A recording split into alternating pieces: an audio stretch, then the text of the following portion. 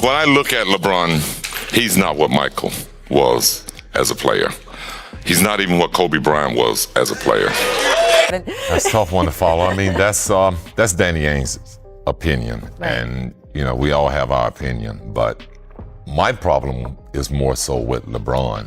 Is if you are the greatest player, if people are saying you are the greatest player, or if people are saying Michael Jordan is the greatest player, why do you need to say it? Right. What's up, guys? Hope y'all are doing well.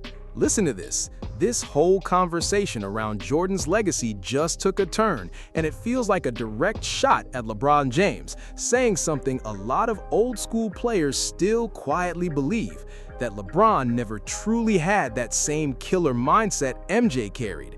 And the moment those words hit the internet, man, NBA fans lost it, because anytime Jordan and LeBron get brought up together, you already know chaos is coming within minutes.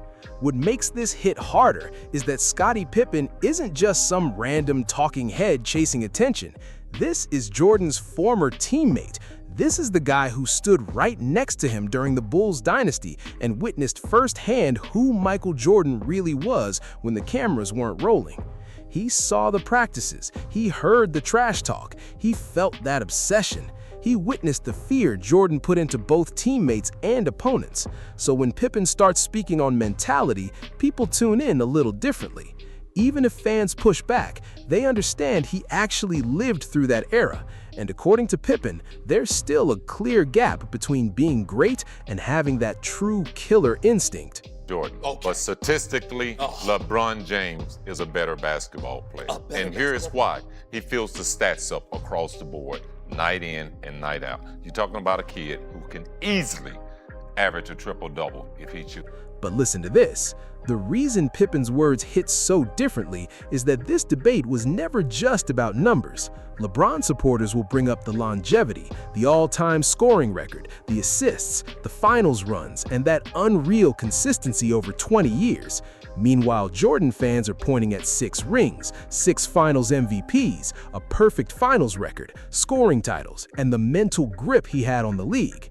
But here's the pattern. Whenever old-school players ride for Jordan, they always circle back to one thing: mentality. That dark, ruthless, competitive edge, that mindset where he wanted to break whoever stood in front of him, no matter who it was.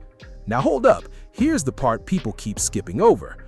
A lot of former players truly believe fear played a role in Jordan's era, not just respect, fear. Opponents stepped on the court already drained mentally because they knew Jordan was coming to embarrass them personally. We've heard story after story about MJ creating grudges out of thin air just to motivate himself. Teammates have said practices felt tougher than real games because Jordan wouldn't let anyone breathe. That mindset became part of his legend. It turned basketball into straight-up psychological warfare.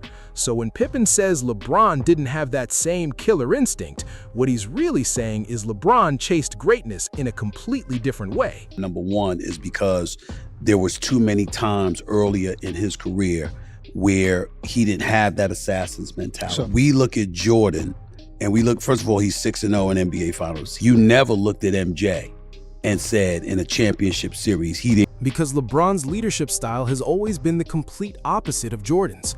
LeBron uplifts his teammates. He prioritizes chemistry. He wants everyone locked in and contributing. He trusts role players when the pressure is highest.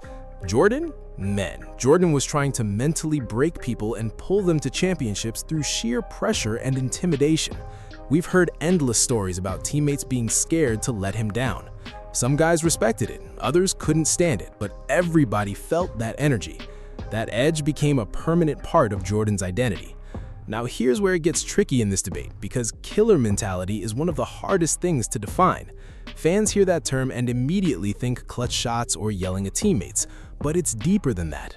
LeBron has hit game winners. He's dominated elimination games. He's been under insane pressure since he was a teenager and still delivered.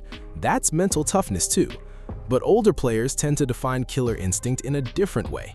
To them, it's about control and emotional ruthlessness. It's about making your opponent feel like there's no hope.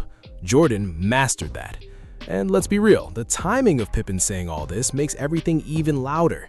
because his relationship with Jordan hasn't exactly been smooth over the years.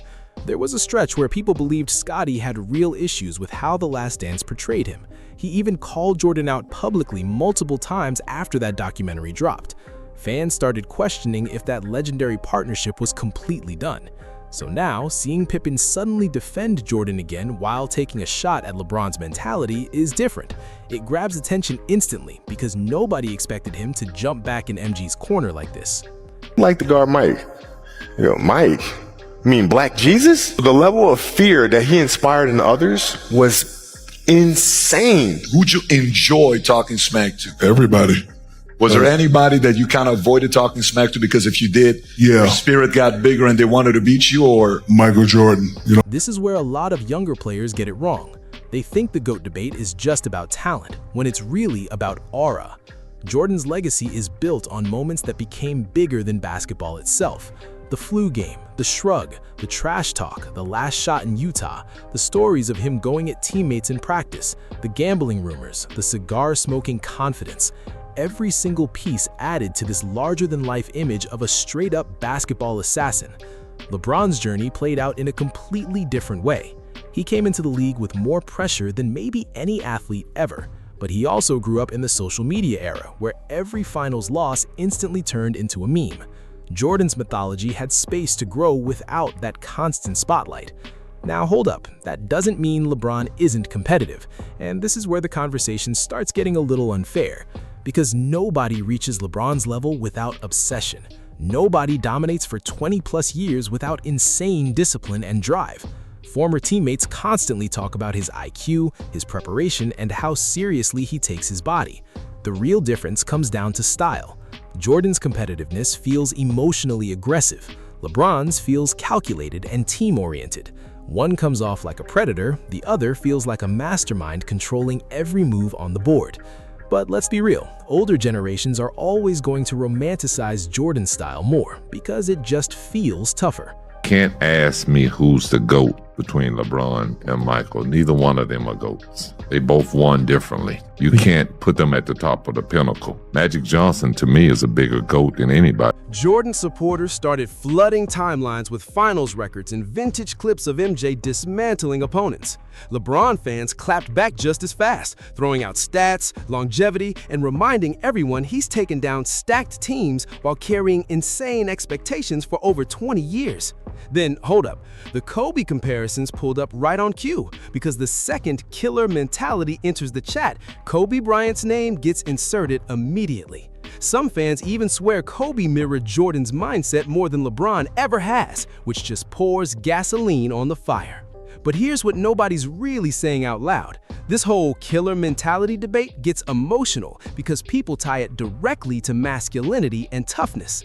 The second people hear killer instinct, they assume the louder, more confrontational player is mentally superior. That's exactly why Jordan and Kobe get endless praise for their intensity. But history, man, history tells a more complex story.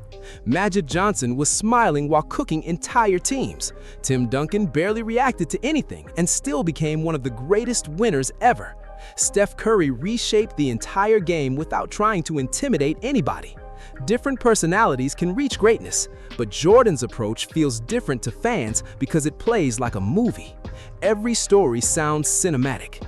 Jordan is taking things personally. Jordan gambling all night then dropping 40. Jordan embarrassing teammates in practice. Jordan refuses to lose at any cost. Those moments built an image that went beyond stats, and Scottie Pippen lived inside that reality. That's why his words still hit decades later. He experienced Jordan's mindset up close, and it was intense.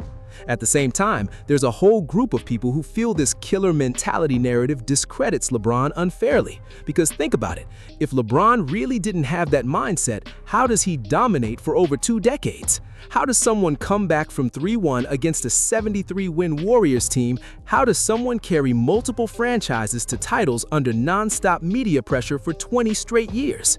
That takes mental strength too. Maybe it's not Jordan-style intimidation, but it's elite in its own way. Still, this is where things get tricky for LeBron in public debates. Every flaw, real or imagined, gets amplified because he's constantly measured against Jordan instead of standing on his own. If LeBron breaks records, critics jump to finals losses. If he wins titles, critics pivot to killer instinct. If he dominates statistically, critics shift to aesthetics and mentality. Jordan's legacy froze perfectly in time after the Bulls run. LeBron's career has been dissected in real time for decades. And honestly, that might be why Jordan fans go so hard in these debates. To them, Jordan represents the ultimate level of competitive obsession, not just skill, obsession. The image of a player who would sacrifice relationships just to win. That mentality became legend. And Scottie Pippen understands that better than almost anyone, which is why his comments instantly turned into national NBA conversation. The wild part is, this debate probably never ends. There's no clean answer anymore. One generation rides with Jordan's dominance, mystique, and perfect finals record. Another generation values LeBron's versatility, longevity, and ability to thrive under constant pressure for 20 straight years.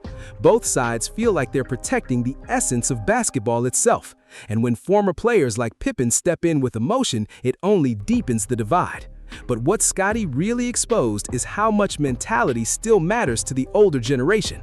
They're not just looking at stats or trophies, they're remembering how greatness felt in real time. And according to Scottie, Jordan brought a psychological intensity that LeBron never fully matched. Agree or not, that viewpoint isn't going anywhere, because the players who lived through the Jordan era still talk about him like he's more myth than man. Thanks for watching, and don't forget to subscribe.